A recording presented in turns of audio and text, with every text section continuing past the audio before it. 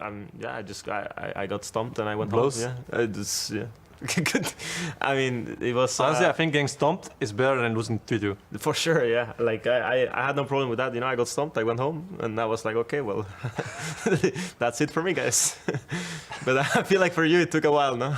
No, I mean, it wouldn't be so bad if I didn't make the Game 5 mistake. It would be fine if that didn't happen, but once that happened, I was like, this really blows. And then for a few days, I was like, blows. But after like a few days of mental reset, it was really fine. It didn't take that long to recover, but I think generally, if you don't think about my mistake in Game 5, most people would rather get stomped 3-0 and be like, okay, yeah, these guys are just better than us. They're just outclassing us completely. That's better than just losing a very close game and then losing it.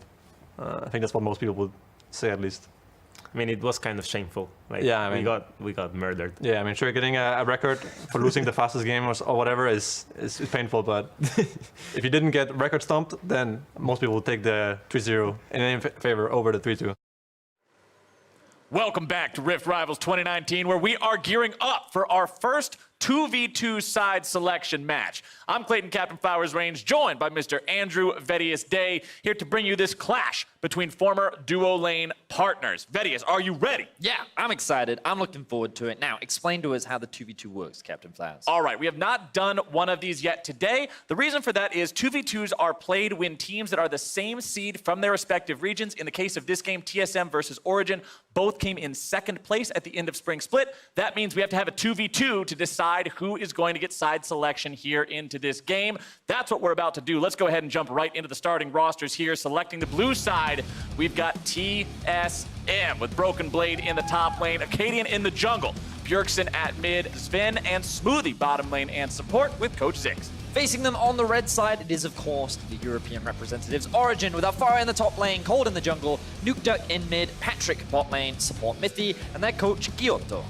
Now, for Game 4, we prepare for a match between longtime duo partners, now pitted against one another here on Summoner's Rift. Yeah, Sven and Mithy were considered the best in the West for a very long time. And then when they came over to North America, expectations were naturally very high. Although they did not quite perform to the level. They were not met. Yes, exactly that. And after Mithy parted ways with TSM. Funnily enough, TSM started to find success domestically at the beginning of the year. And then Mithy was starting to find success on Origen as well. And while both teams started off as like slightly shaky starts, they both had very similar trajectories where throughout the split, they gradually got better. They made it all the way to the finals. And then we got to hear from both players how their finals played out slightly differently. But yeah. Mithy was a little bit happier about getting stomped rather than making it a close game that he could have won. And as this also marks that battle between the bottom laners, it's a rematch between two EU mids as well, who bursted onto the scene with glorious fanfare and have since seen different levels of success in their two respective regions. Yeah, it's the battle between Nukeduck and Bjergsen is one that I, as a European fan, am very excited to see. But we're not going to see it in this matchup because we still got to play that 2 versus 2. Yes, we have sir. Origen fielding Nukeduck and Patrick, with TSM fielding Broken Blade and Sven.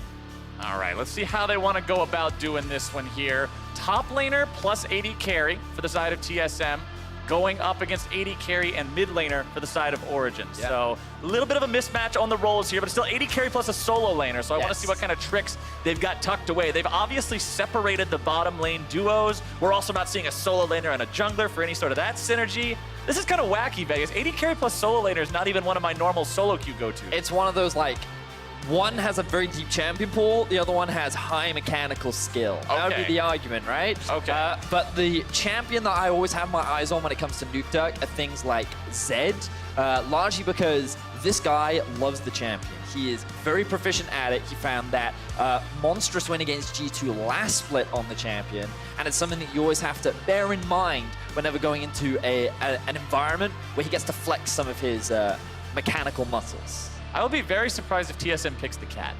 I mean, it's pretty strong in lane, right? Yeah, but I don't know. This doesn't feel like a 2v2 epic to me, Vegas. It feels like 1v2 and my pet cat's just hanging out over here.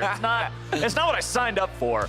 I do want to see, the Yorick is cool. The Yorick's an interesting That's pick. pretty cool. You trap him in the cage, but... I mean, there's always the debate, right? Do you go for like long-range poke? Do you go for all-in? Right now, Origen are hovering over double support. We don't want to see that. Or it could be the super mega speedy phase rush top catch as well. The one that gobbles you up and then runs away at 9 million miles an hour.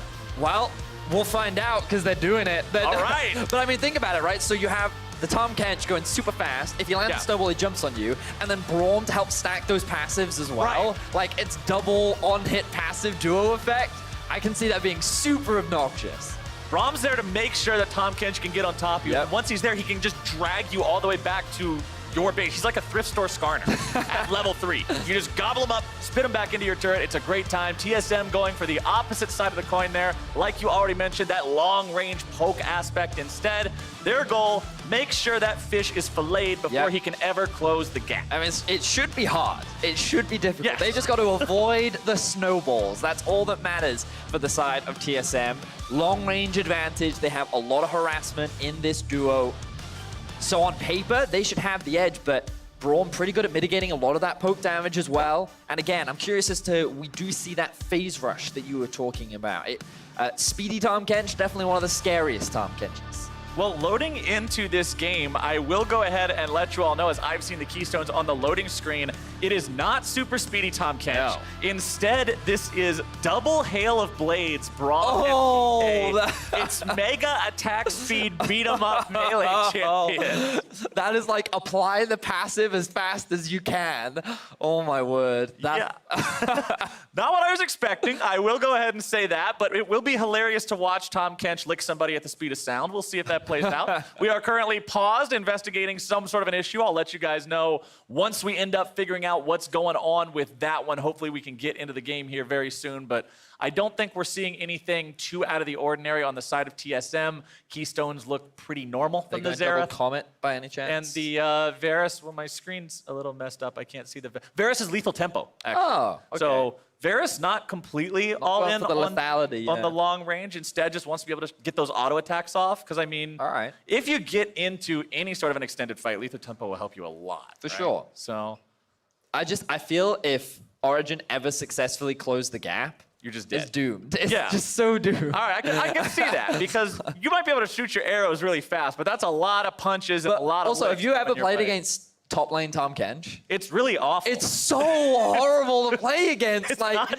fun. you're like normally against champions, right? You sit there and like there are cooldown windows, or like there are certain opportunities where like certain levels you can look to trade. Windows of power and yeah, right? opportunity costs. Whereas and against things. Tahm Kench, as You long as he ignore has those. Q, you're dead. And it's on like a 4-second cooldown, so there's a lot of you're dead. But it's funny because the thing about Tahm Kench is in laning phase, he's really oppressive. But then out of lane, he gets kited so easily that if you don't have things like Righteous Glory, like all these tools to just help close the gap, then he just gets kited for days. Which is why we put so much emphasis on these snowballs, because if they land, then it's over. But if they don't land, then you're just gonna get poked for days. Like there's a stun on the Xerath. You also have the slow field from the Varus. We're going to be finally jumping into game. Let's see if this double Hail of Blades support Oh, that works. baby. On my side computer here, I do also have the all chat visible, which Sven kicked things off by saying, good luck, have fun, XD. So you know it's going to be that kind of a game. It's that kind of game. Between these two duos here. Remember, this isn't actually for any sort of points or standings in the overall tournament. Instead, it is to decide who gets side selection in the upcoming match between the complete rosters of these squads. Patrick and Nuke Duck hanging out in that brush there, just waiting for the chance, Vedius, to throw first snowball. Yeah, but TSM, they're very aware of it. They recognize that the brushes, places of extreme danger. You never want to fix check those things. That's a bad place So they're to just be. going to avoid it for now. They've decided to go for what looks like Doran starts across the board, Ring for Broken Blade, and the Blade for Sven. Meanwhile, double shield. And look at the positioning of Origen as well. They just want to try and zone them away from the farm as much as possible. And I mean, like, you would imagine that at level 1 with Hail of Blades, they're still insanely strong. Yes. All right, they're going to farm up that one minion here. They'll at least be pushed away from the furthest most brush as Broken Blade wants to move forward. They're going, Give they're it a double going. snowball into the Broken Blade. Stun him up, but not enough damage to take him down. It's going to be about half the HP bars of one member of both sides. Patrick going to take some extra auto attacks on his way out.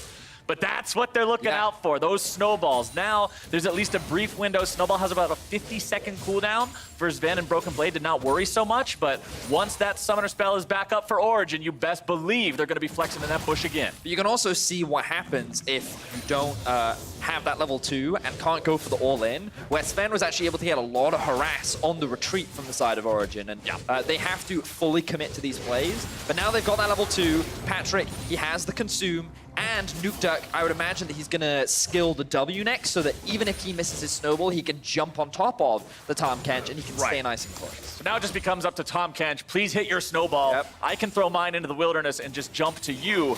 Also important to note, Broken Blade now has the stun available on the Xerath, which is a very powerful disengage tool against melee champions. Just means that Nuke Duck and Patrick will have to be that much more coordinated. There is no Ignite on Nuke Duck or Patrick. There was no complete all-in with Snowball, Ignite, or anything of that sort, so you won't have that extra kill potential should these guys land those snowballs, but they're still controlling the lane for now. 16 to 18 CS though, TSM doing just fine. They even have more to pick up, so they will be at a lead in farm, but Origen's win condition was never farm when they drafted these champs. Never going to be about the farm, but Patrick Patrick! First blooded, they bench the Kent with a nice stun into an arrow. Beautiful punish there from TSM. You know, they got all their levels now. They have all the poke at their disposal, and Patrick, he kept getting chipped away at. TSM secured themselves first blood, so this is a great position for them to be in right now, I believe. On this game mode, you can actually go back and base as well.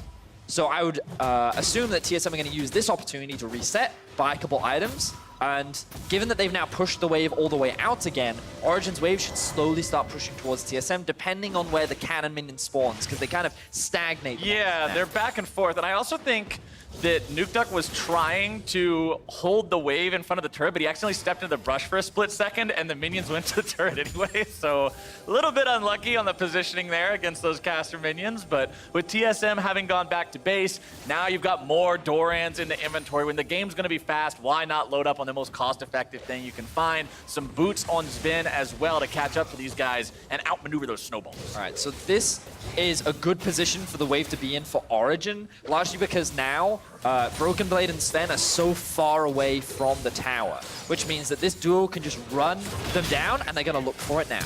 Nuke Duck going in, looking to use the flash, get these stuns, get some kills. Here comes the damage. Broken Blade will be taken down, but one more auto attack seals the deal. TSM take the 2v2.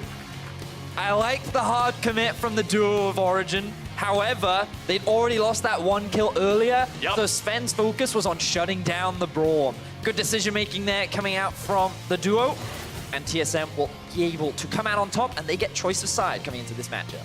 All right, I believe we have a replay coming up of the kills here. This was your first one. Easy pickup. Yep, you can see that he was just taking way too much harass, trying to push the wave in. And here we actually see the all-in commit. So Nuke Duck jumps to the minion wave. He blocks a lot of the damage with his E, and then they commit onto the Xerath first. Now you can see in this situation, they could probably actually get the two versus one, but Sven, quick thinking, was like, if I can just get this kill onto Braum, we can actually just win here and now. Yeah, it was over. And they're able to secure themselves the win. So definitely a big pickup. Really good stuff there from TSM, and we're just now waiting to find out which side TSM has selected for this matchup. So difficult to play into those super poke-heavy champions with the all-in sometimes, because as you said, as soon as you fall behind, as soon as TSM has that point of control, it's all or nothing, right? You can't just sit there and allow Varus and Xerath to have their game. So I respect Origen for going in for it, not sitting under the turret and waiting till 88 CS or something to go for the all-in. Just get it over with, get in there and go down swinging. Yep. So as you can see, Origen doing that before game chant. They like to say, we can do it. I like Amps that. them up, gets That's a them positive ready. attitude, man. Half the battle is mental. Yeah, they're actually all about that over in the Origen squad. Their facility over in Denmark very much focuses on mental health, well-being, being physically fit. They strive to be the pinnacle of esports organizations. Motivation, ultimately work, goal. improvement, team. Wasn't that the... It's they've moved past that, Cloud. They're trying to forget that phase of Origin. Those are all good words already.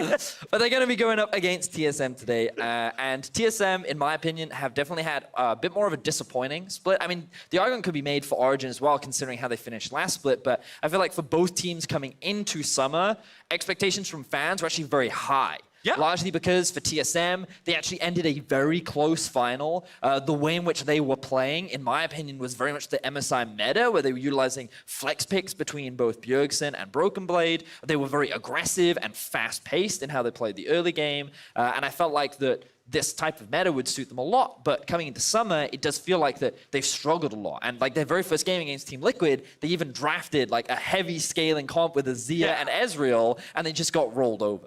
It felt like the criticisms that have been levied against TSM in seasons past time and time again, where it's, well, TSM just waits to scale. Where's the actual proactive play early on in the game? And Spring Split, at least the second half of it, to me felt like a breath of fresh air into TSM. Bringing in Zix as coach, revamping some of these old strategies, trying new things. And it's exactly as you're describing. Going up against Team Liquid, it looked like a different squad.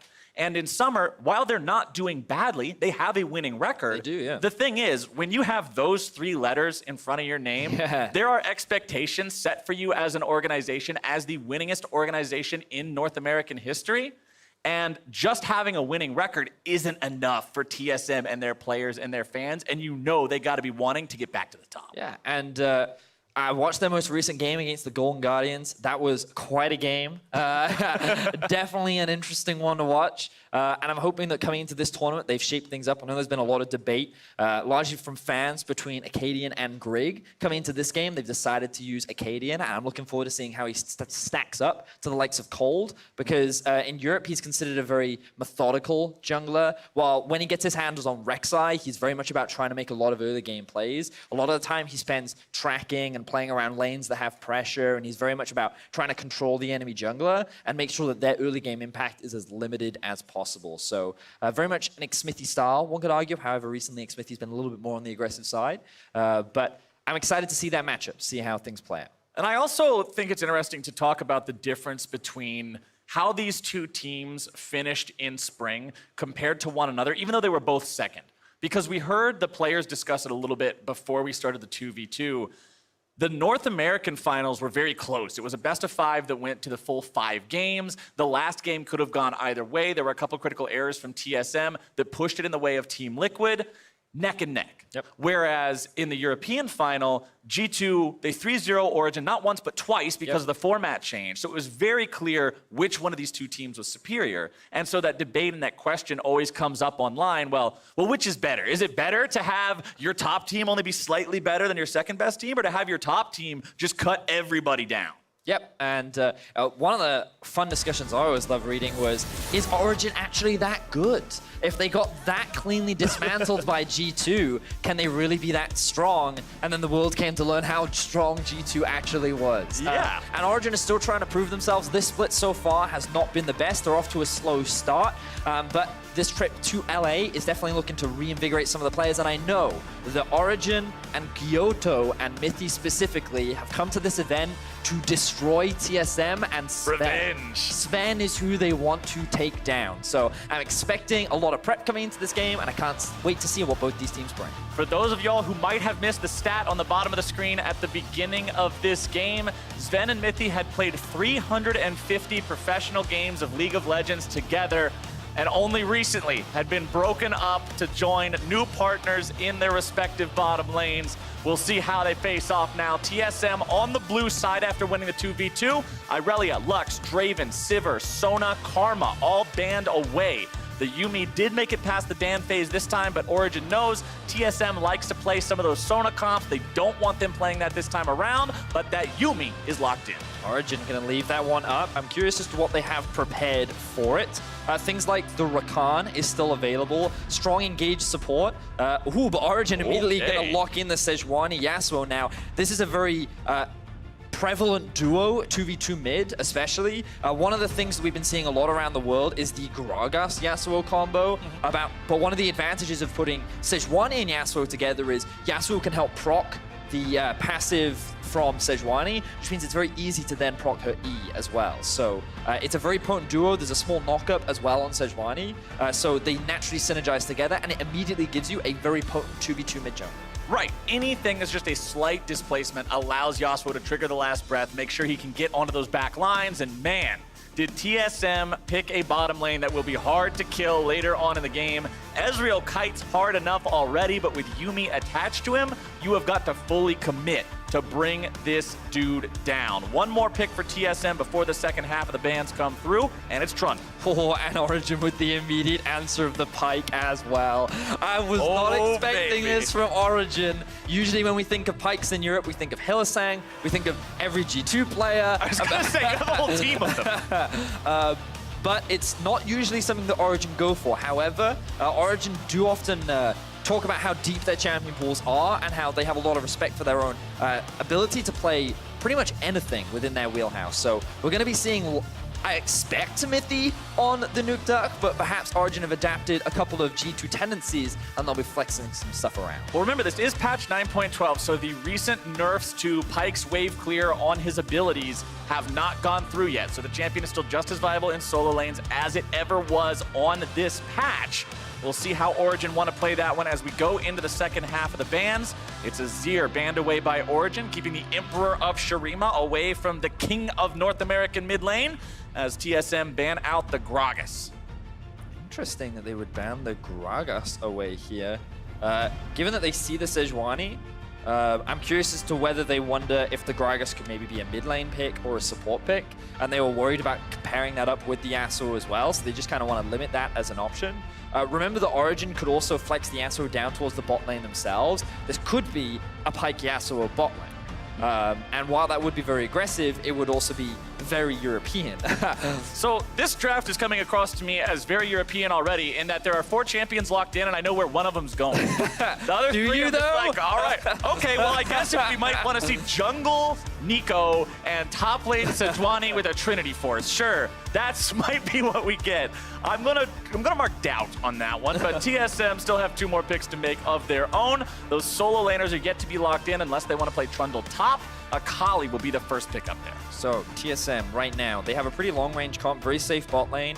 The Trundle is a good answer to Sejuani, especially early. It gives you a little bit more laning power. And at 6, assuming that the Trundle and Akali are your mid-jungle duo, this is a very strong 2 versus 2 that can allow you to gain priority.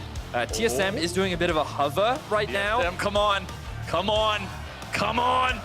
No. Oh, they pivot to the Jace. That is going to be going up towards the top lane for Broken Blade. Now, I'm going to go out on a limb here and say that this Nico is top, the Yasuo is bot, and what we're actually still waiting for is the mid laner for Origen right now. Let's see what they decide to go for here, as I'm actually willing to bet it's probably another flex pick that gives me no clue as to where they're actually going at all. Ornn is still flexible. He's a little bit less flexible than some other picks. Okay, Yorick's not flexible at all. All right, this actually helps. Thank you, Origen, for throwing me a bone here. Yep. So it's going to be the Yorick top up against the Jace, Sejuani in the jungle. That's what I know. Tell me the rest. So the question ultimately is, will we see the Nico bot lane or will we see it in mid?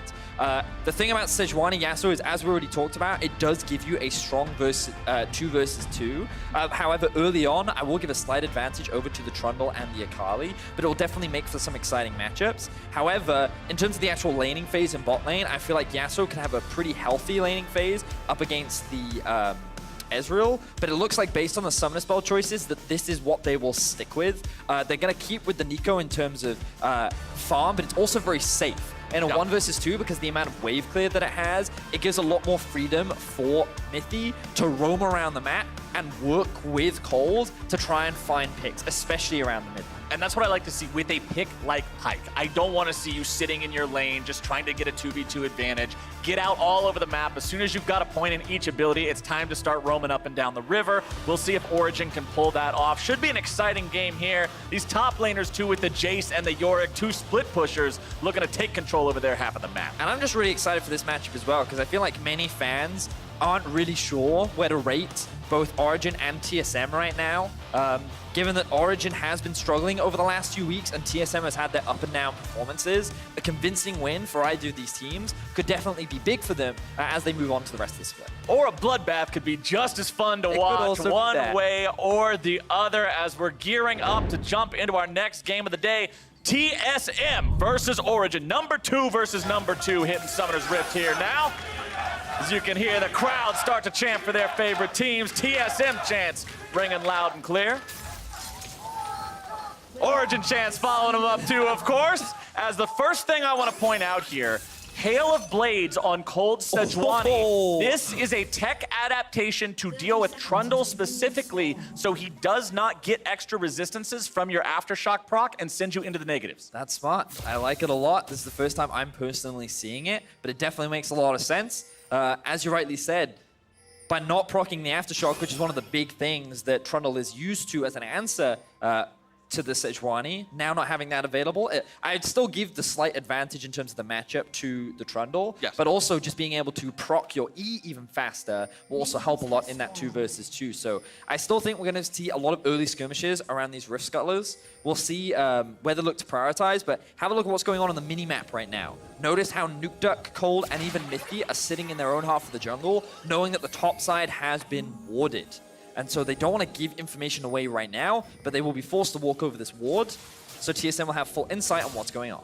All right, they'll clear it out, but notice how that's not the real Nuke Duck. I got baited. That is the Every fake time. Nuke Duck, my friend. That is actually our friend Patrick hanging out here in the top side of the map. It will be Nuke Duck going towards the bottom lane while Patrick lanes mid.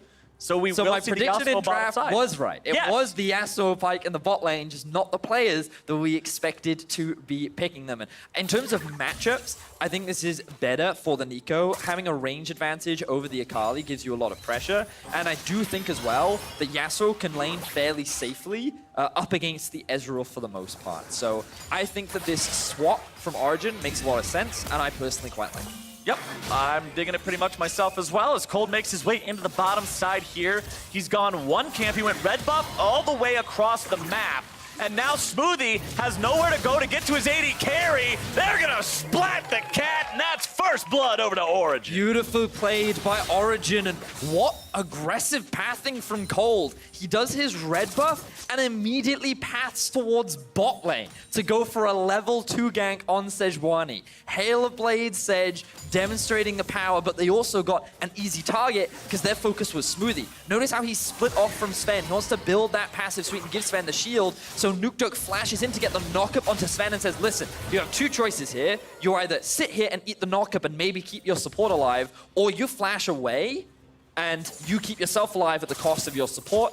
And Sven made the decision to keep himself alive. And Origen not only got themselves the kill, they burned the flash from Sven, they burned the heal from Smoothie. Also worth noting, Yuumi usually picks between 3 summoner spells in Heal, Exhaust, and Ignite. The most defensive options were the choice this game from Smoothie, opting for both the Heal and Exhaust to deal with the dive coming in from the Pike and the Yasuo. And now Mithy going into the bottom lane here yet again as Cold shows up, and they mop Sven up. Acadian shows up, and it's a little too little, a little too late, and Origen are 2 kills on the board. And typically when you see an Ezreal Yuumi bot lane, you do not expect ganks to come down here.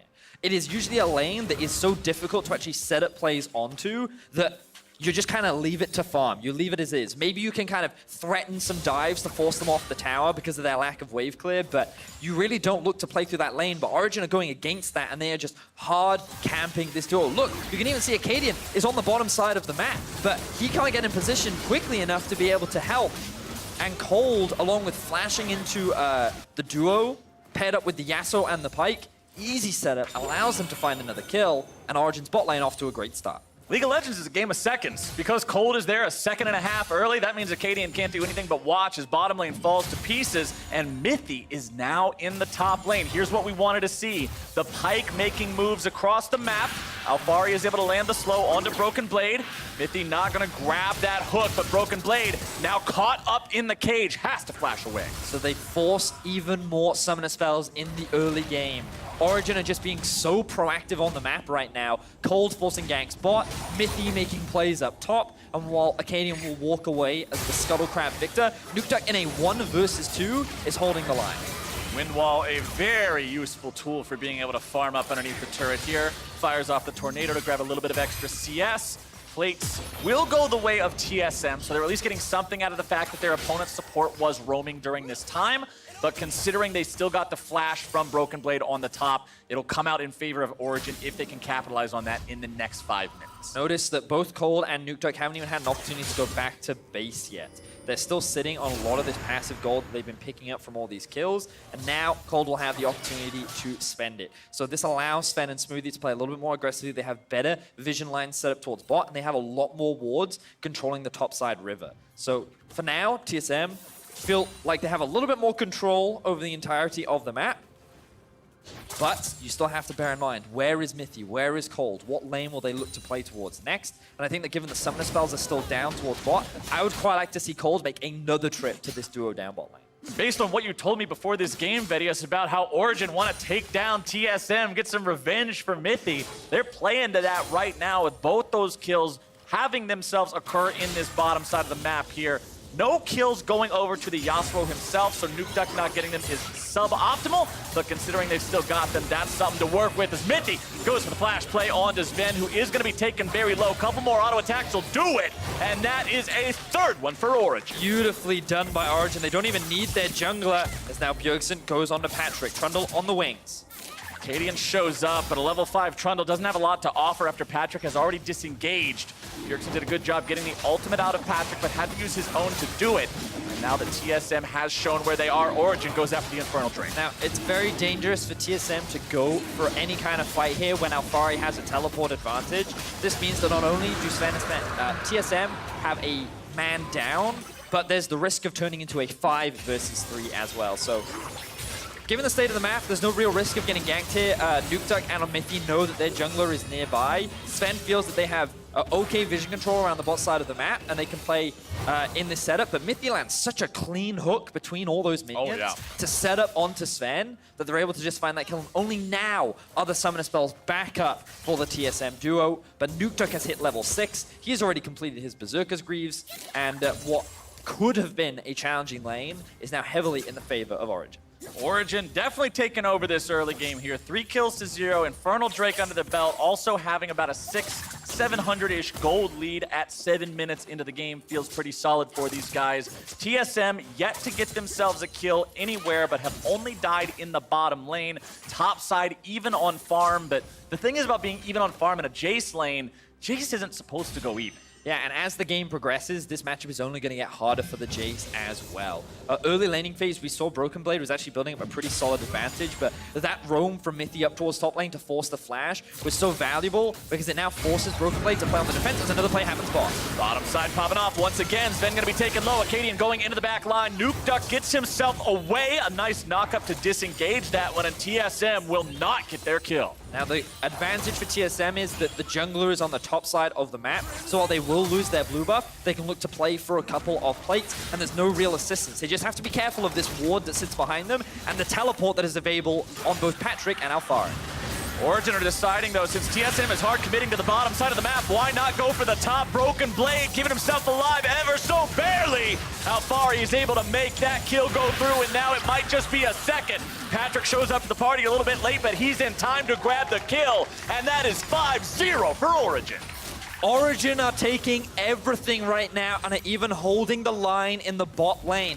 Notice that they still have 4 plates available, so even in a 2 versus 3, TSM cannot secure any plates. Origen makes the cross-mat play happen, and it turns out beautifully. So again, Origen know where the enemy jungler is. They know they can force this play. They also know that they can match teleports because Patrick is just going back to base. So even if Bjergsen TPs him towards the top side of the map, they're always going to be at a numbers disadvantage. So beautifully executed from the side of Origen. TSM now 0-5 in the kill score. TSM at least finally attempts something, but when the attempts don't work out, you're in a really bad place. Smoothie barely keeps himself alive by attaching to Sven after the last breath connects. But Nukeduck is not yet done. He continues going forward, forcing Sven back underneath the turret. Get used to that view, my friend.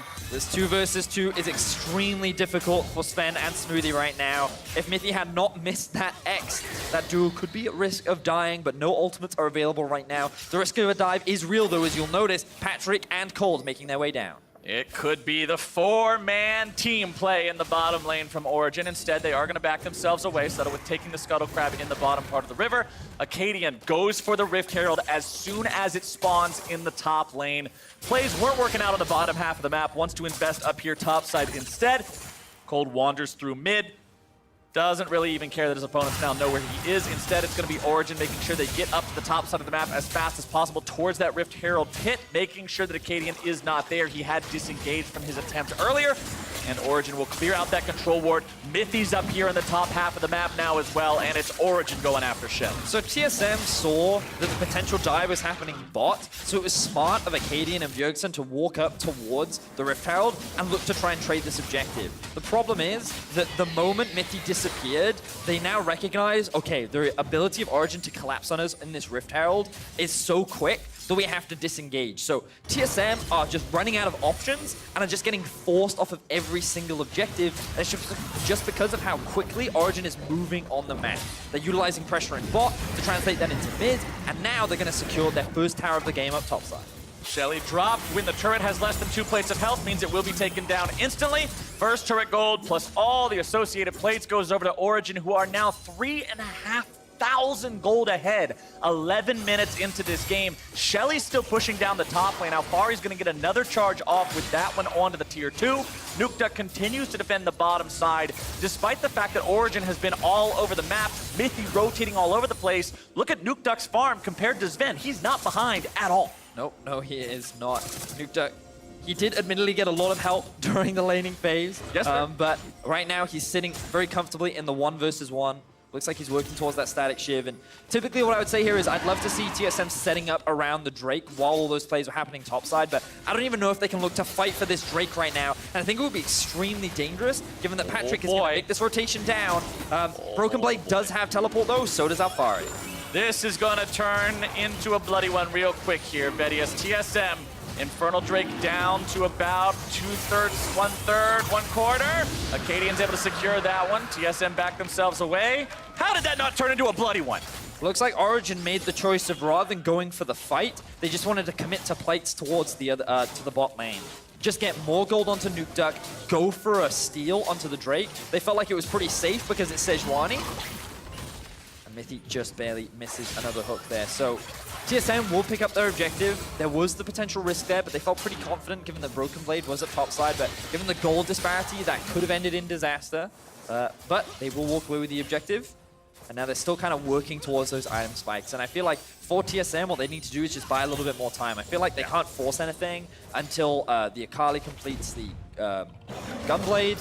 You need Jace to at least complete an item. Looks like that he's going to go for either some early lethality very early on. And then once these are done, then maybe they can look to try and force a play somewhere on the map. But given how much control Origen have right now, they have to be very careful about where they choose to make a play.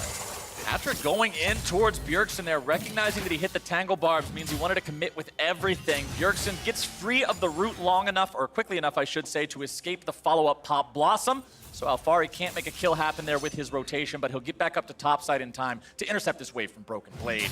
Origen just responding to the TSM movements across the map. That Drake was the first time TSM found success with a play they made this game. I'm glad to see that the early game not going their way didn't dissuade them from still trying to make a move that they thought could pay off. Having a 1-to-1 Infernal comparison is a pretty huge difference compared to a 2-0, and it keeps them in the running for this mid-game. Gideon tries to flash over the E, but he's still looking for Patrick, who has no flash. Patrick, can you get out of this one? Cold shows up, throws the ulti down onto the enemy mid laner to disengage here once again. Acadian going to be brought down to 300 HP, and here comes Alfari. He'll dig him an early grave, throws out the slow, and collects that paycheck. You can see what Acadian was trying to do, but the execution just was not there. Getting targeting. Ooh, Bjergsen goes in. Nicely done. Picking up Patrick on the back end of the fight. Ooh, and Broken Blade will even walk away with the blue buff. So at the very least, TSM is able to get something back on the map. However, in terms of control, it is definitely not that Bot lane plates have been going down. The entire topside jungle of TSM is littered with Origin wards, and now they're going for Bjergsen. Bjergsen holding 1v3 here in the mid lane, does still have the Shroud available. As long as Akali's got that, you're not really too worried about anybody blowing you up completely, as Broken Blade has to just keep sitting up here in top lane. Not in the way a Jace would like to, though. When you're the one sitting underneath your turret 15 minutes into the game, the early game has not gone your way, and Mithy makes his way up here yet again. We're gonna fire off the hook, will not find the accuracy on that one. I mean, not gonna stop pushing up anyway, so Alfari will collide that minion wave into the turret here once more. Mithy will continue sweeping out vision through the top half of the TSM jungle, and it was kind of an anomaly, really, when Sven and Mithy joined the side of TSM. Nuke Duck, he loses out on the trade, but Bjergsen waits for the tornado before going back in. Acadian coming around from behind. Nuke Duck outplaying so far, but can he do it again? Goes for the flash into the tornado to find the damage. Instead, gonna find his own death. Acadian puts the second one on the board here for TSM. Bit of a misplay there from Nuke Duck. You can see he wanted to try and land the knock-up onto Bjergsen so that he could ulti and hopefully get the kill. He also would have bought enough time for Alfari to TP in, who's now in a 1v1 against Broken Blade. Alfari just beating Broken Blade into the ground. No way out, as now they're going to look to find even more. Alfari has to go into the stasis to keep himself alive. Maiden going to be tanking up the turret. Bjergsen taken down by Cold. Here comes more backup. Sven wants to move in. Mop and Bucket at the ready. Trying to fire off a little bit of damage with Smoothie's help, but he won't be able to grab anyone. Origen have found themselves multiple kills. No deaths in return. Sven is rooted up. They'll pop him. And why not take the loot pinata bonus? The cat pops out and goes down. Ace for Origen. Origen are obliterating TSM right now. I wanted to see TSM try and make a play towards bot side. I felt like that was the best opportunity they had to get a little bit of control back on the map. And this dive, I think, was pretty solid. Finding a pick onto Nuke Duck, starting off this play, because if they can get this tower, they have a couple more options. But again, Nuke Duck is just buying so much time. He nearly gets this kill onto Bjergsen, just misses the Q knockup there. Broken Blade then teleports in, and you think at this point, well, they have 3 members, but because TSM faltered on their execution, 2 members are forced to base. So now Broken Blade is left in this 1 versus 1. He still doesn't have his flash. Alfari has a red buff as well, so he can run him down. And while all that's happening, Mithy has made his way all the way to the bot lane. Now, yes, he does miss this Q. And the ulti afterwards. But he does end up, and the ulti afterwards, exactly. But he ends up landing the Ignite, he ends up finding the kill, and it's just kind of like TSM trying to reactively turn what was a bad situation into something redeemable, and it ends up just getting worse and worse. Really good route there from Patrick into the ulti follow-up. Means that they can very quickly shut down the bot lane, and honestly, they should have been trying to generate pressure somewhere else on the map, because there was going to be very little that they could do in that situation. Things are looking grim here for the side of TSM. Down 7,000 gold. Another Drake going the way of Origen. This EU number 2 team is popping off so far. TSM have got to find a way to stem this bleeding, but it seems like every time they go to make a move, Origen is just making a move 1 step ahead of them. 2 turrets to 0 still. TSM have yet to take down anything on the Origen lines. Even if you look at the state of the turrets on the Origen side, still most of the health in both top and mid lane. Only turret below half even is that bottom lane turret that was beset by sieges as Mithy roamed around in the early part of the game. Mithy 3-0 and 2 on this pike, and what I was saying earlier was this guy didn't click with TSM, but it clearly wasn't an issue with him or Sven being bad players. As we've seen since their separation, they've both found success, but Mithy on Origen is just a completely different monster from the guy we saw on TSM. And usually we don't see him on champions like Pike, so the fact that he's been making so many impactful map movements has been a very exciting to see. And we'll see how much more he can do in the rest of this game. He's now grouped up once again with his jungler, with Alfari. We talked a little bit about this in the draft, where you just kind of want to be moving with a couple of your teams, set up this kind of dunk squad, this pick comp, so you can look for these small opportunities to gain pressure. And right now they set up full vision control around the top side jungle. So I want to see now Origen try and force a play in mid, while TSM are committing members down towards bot.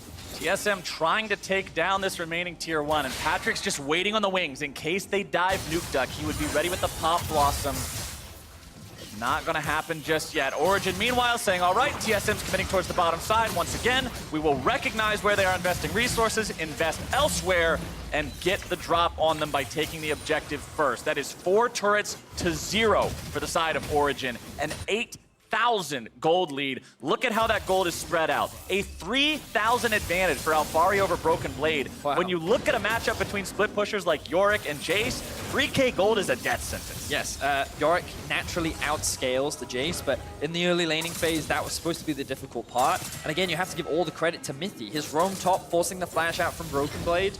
Now they've caught Broken Blade. Oh boy, yep, that's a bad one. Cold takes him down. Rampage over to Sejuani, 4-0 and 5.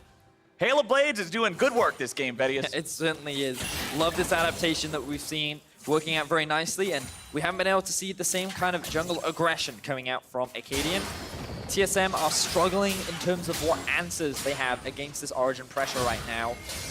Honestly, it's very difficult for them. We've already seen them try to commit multiple members to a single side lane to secure an objective. However, Origen is just so far ahead that even against the likes of Nukeduck or Alphari, they can't dive. They can't sub these plays because of how strong they actually are. And once that Infinity Edge gets completed for Nukeduck, I mean, that'll be a very scary time for TSM. Then just trying to farm up here in the mid lane, but can't even get close enough to the minion wave to try to shoot a Mystic shot at the cannon minion because Mithy is just waiting there for him. Then we'll get that one at the very end of its lifespan there as Origen still looking for what play they want to make happen next. TSM are pretty confined to their side of the map, Vedius. The vision is not doing them any favors. So notice how Origen are conceding Baron control because they know how strong their split pushes are, so they're actually just committing to playing towards the strong side. So even though TSM have gained all this river control up towards top, Origen are just forcing their way through their strong side of the map, and it's allowing them to gain all these extra objectives. And notice now, look, they can just rotate up to mid because of how many TSM members have to be sent just to deal with this 3-man unit of Origen. Mithy gets himself away there. You can see that Acadian committed the subjugate because they thought there might have been a chance to pick Mithy off, but this is Pyke. Ladies and gentlemen, this is exactly what this champion is capable of doing. Taken down to 30% HP, immediately heals right back up, and he's back to fishing around looking for those picks, sweeping out some vision. And you'll see if maybe you can find a hook here. Will pull Sven back, but a good buffering on the arcane shift, and Sven gets away. And I feel kind of bad for North American teams because you guys don't really have a lot of Pyke players. You don't have people that like are very We have proficient. NA Pyke, thank you very much. He's like EU Pyke, but just you switch the first two numbers in his KDA.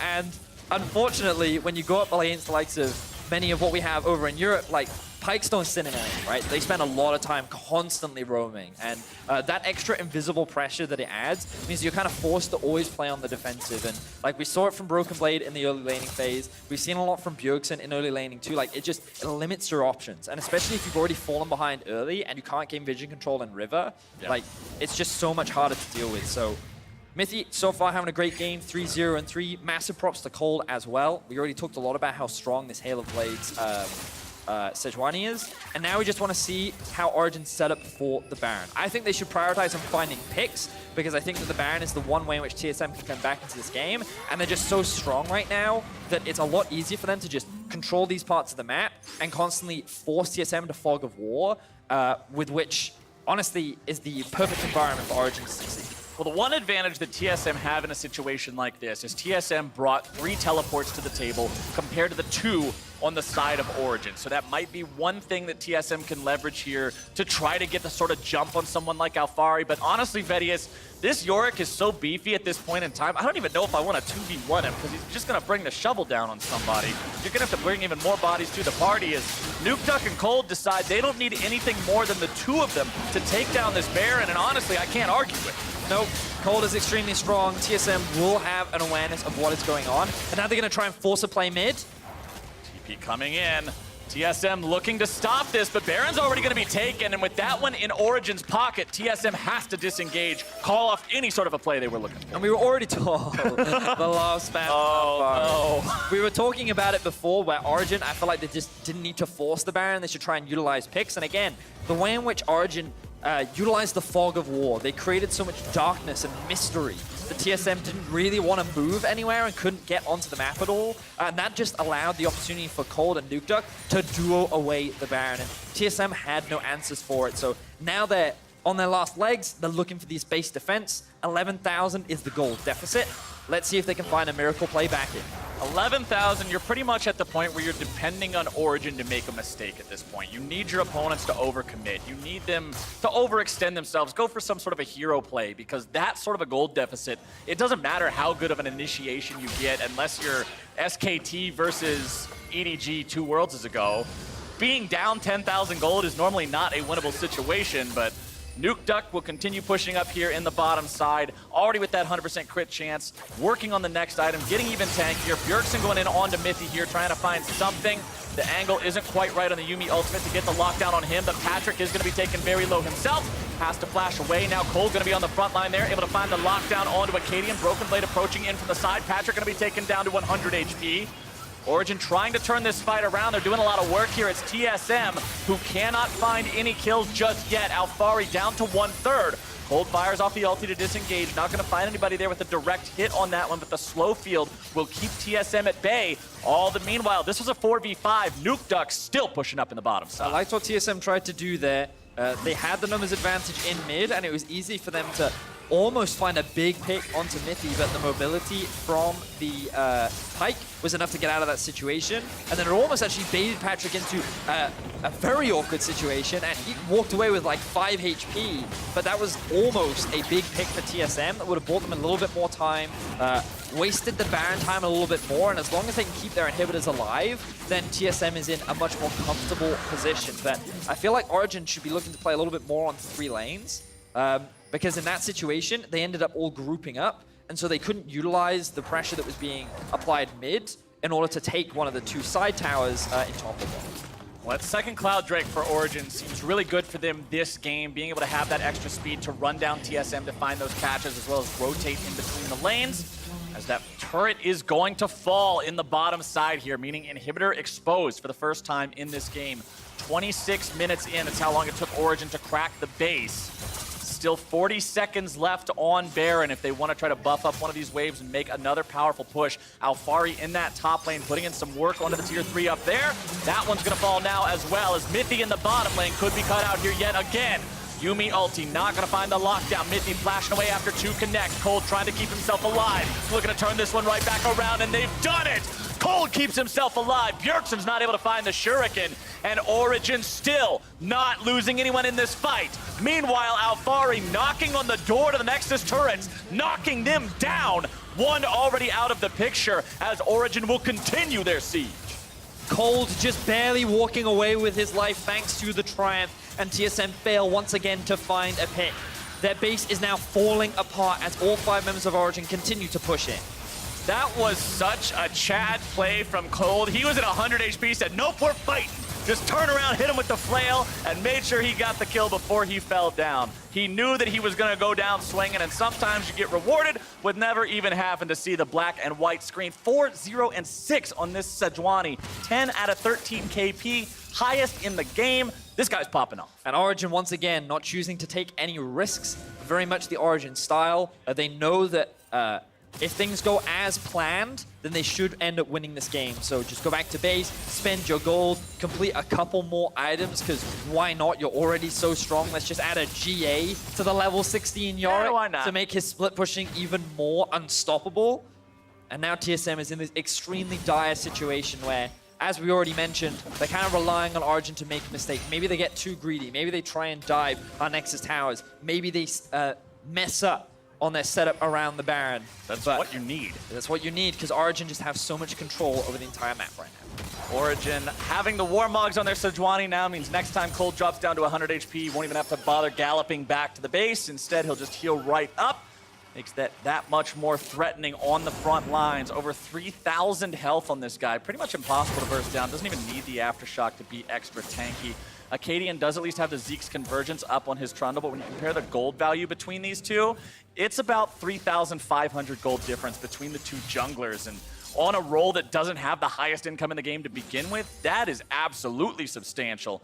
As you can see, Acadian and the rest of TSM just bracing for impact here, trying to make sure that Origen can't move up as freely as they'd like to, but Origen will still take control over this jungle. You can see TSM vision lines just barely trying to creep out of the base with a single ward here and there, but they are mostly confined to these walls.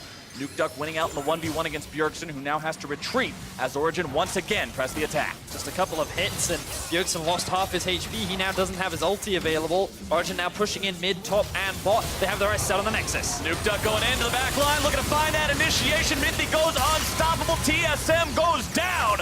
Origen have chased the remaining 3 members into the fountain, looking to clean up even more kills. Bjergsen wants to grab one, but he won't be able to find it.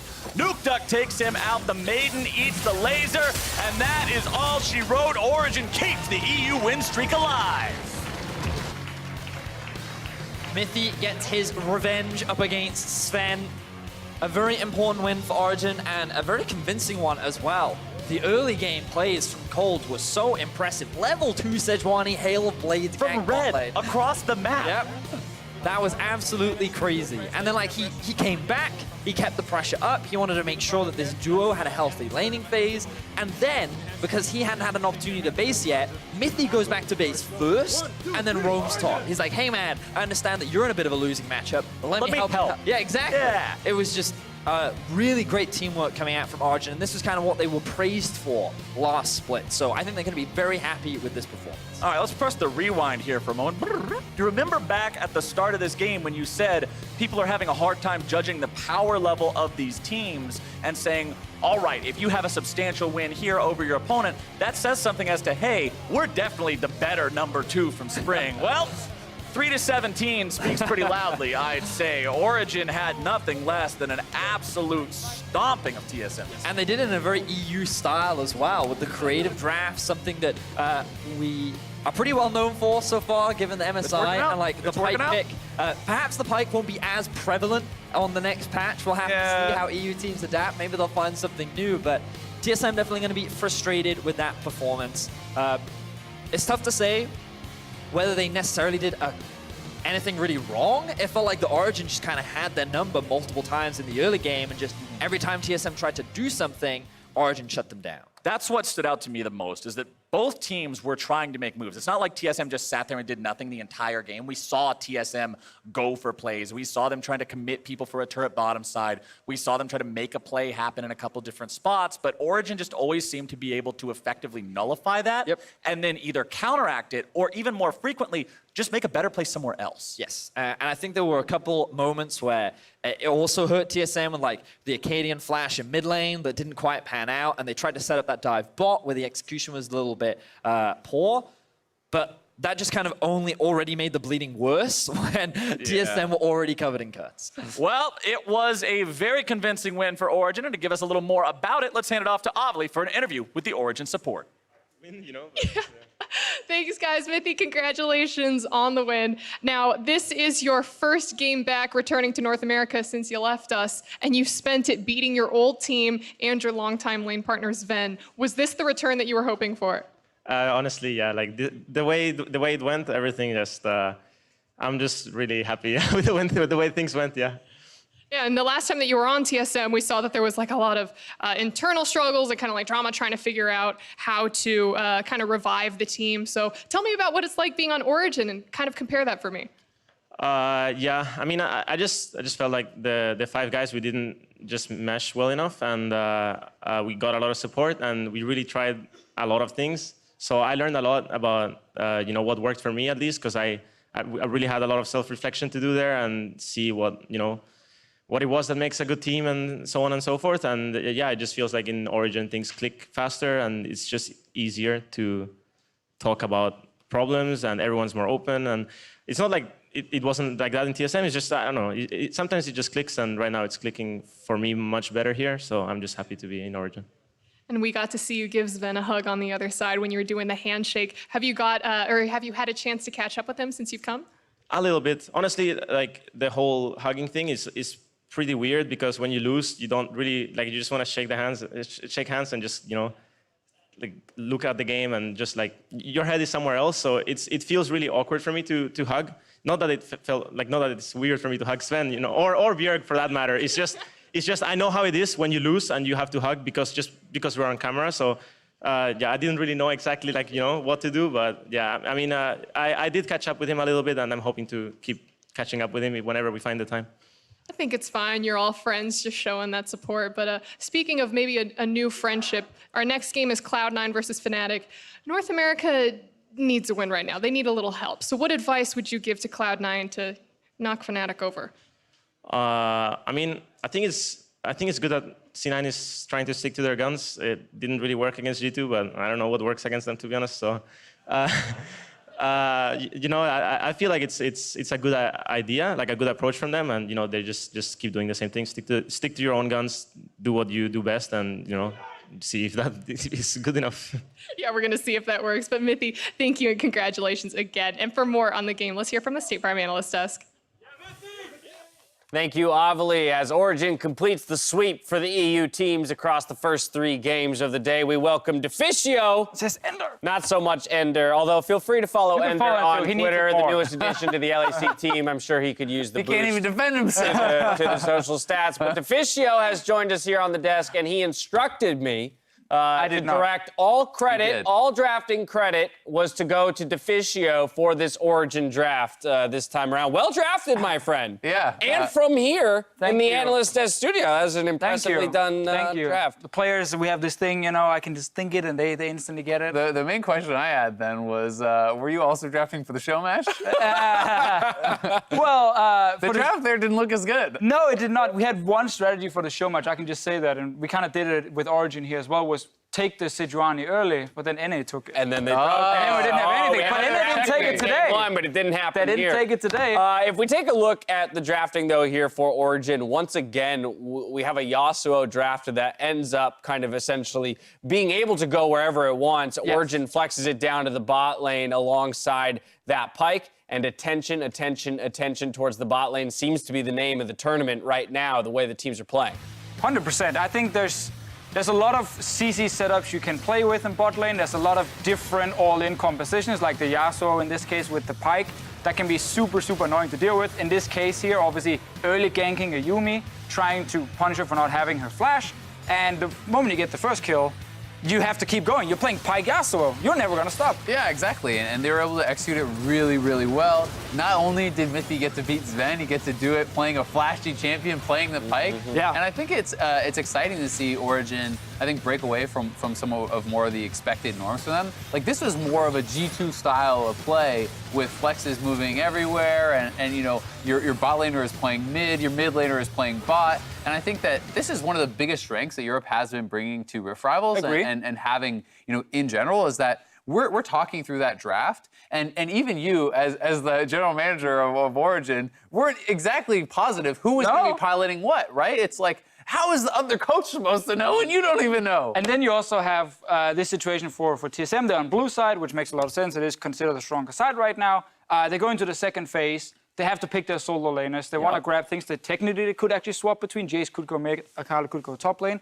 And then you play against a player like Alfari, who is basically 15, 20 champions in his pool, saying, well, actually, things like a Yorick here is good against both things. I can grab it. What are they going to do? They put the Jace top lane against it. You make, like, you get ganked once. Yep.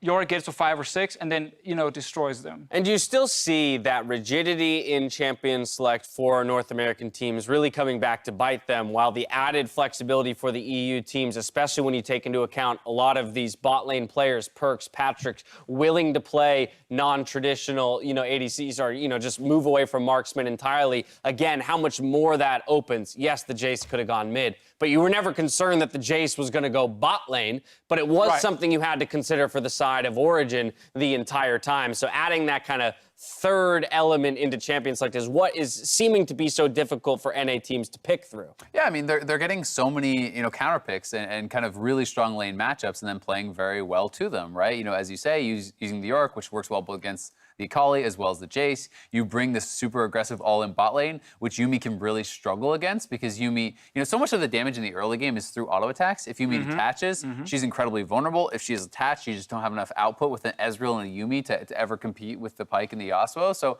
I think the flexibility of the European teams is really showing through and getting them these strong lane matchups, which they're then having the skill to execute on. Shout out to Patrick, going mid for the first time with Nico. Lane against Bjergsen, obviously did really well. But I also got to say, just like looking at the draft, the moment the Yuumi came in as first pick, I was like, not revealing any strategy, but like Mithy might have in some pregame talks said, guys, we should draft something where we can hard camp the bot lane. So, you know, Yuumi, fairly easy to gank and actually like shut down. Mithy against Sven, he gets his chance to like set up a bunch of plays on Pyke, which is not normally something he's actually been showing a lot on stage, but good to see. And again, I think we're also seeing here how quick pace the EU teams are prepared to play. The game-winning fight, essentially, where the nail was put into the coffin came 16 minutes into the game. I mean, come on, we can't even...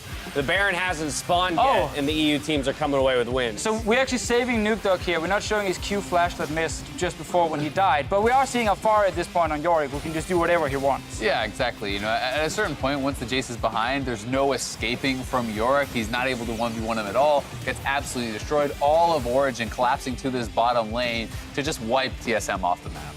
And at this point, like, the comp is already crazy and fun to watch, and you can literally just make plays in every lane because you have actually carries in every single lane. You also have Cold on Sejuani, who played an absolutely amazing game. So TSM just get completely run over, and I'm not just gonna blame it on draft or anything. I just think the European teams, as you highlighted with early game, players are allowed to be very aggressive. Players are allowed to take 50-50s, trusting in their mechanical skill that they can actually execute it. And I think that is the way the game is intended to be played right now. Yeah, and I think we're seeing, you know, some of the reasoning why things like Yuumi, as well as the Sonateric, are not as popular in Europe, because people are fully prepared, you know, with these aggressive picks to punish them.